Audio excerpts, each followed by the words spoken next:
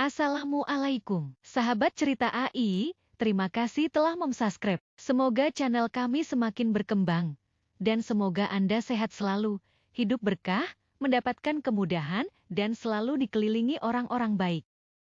Di sebuah kota kecil, terdapat seorang pengusaha skincare bernama Nurmalasari. Ia adalah seorang janda yang berjuang keras untuk memenuhi kebutuhan hidup dua anaknya yang masih bersekolah di bangku SMP dan SMA.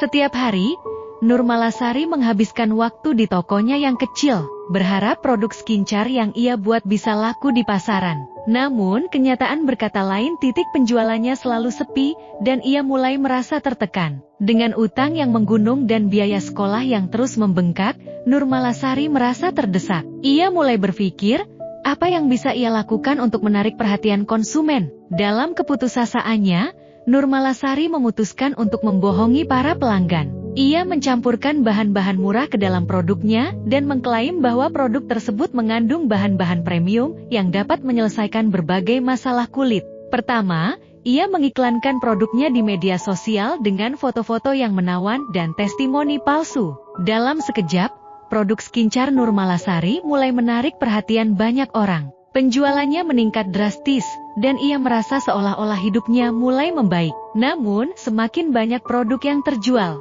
semakin besar pula beban rasa bersalah yang menghimpit hatinya. Suatu hari, seorang pelanggan setia bernama Rina datang ke tokonya. Rina adalah seorang influencer yang memiliki banyak pengikut di media sosial. Ia sangat terkesan dengan produk Nurmalasari dan ingin menjalin kerjasama. Nurmalasari merasa senang, namun di dalam hatinya, ia tahu bahwa kebenaran tentang produknya bisa terbongkar kapan saja. Dengan Rina di sisinya, Nurmalasari mulai mendapatkan perhatian media. Namun, ketakutannya semakin menjadi ketika Rina mengajaknya untuk melakukan live streaming produk di akun sosialnya. Dalam situasi tersebut, Nurmalasari merasa terjebak. Ia harus memutuskan, apakah ia akan terus berbohong dan mempertahankan kesuksesannya, ataukah ia akan mengakui kebenaran dan berisiko kehilangan segalanya. Saat malam tiba, Nurmalasari duduk sendirian di tokonya, memikirkan semua pilihan yang ada di hadapannya. Ia teringat akan anak-anaknya,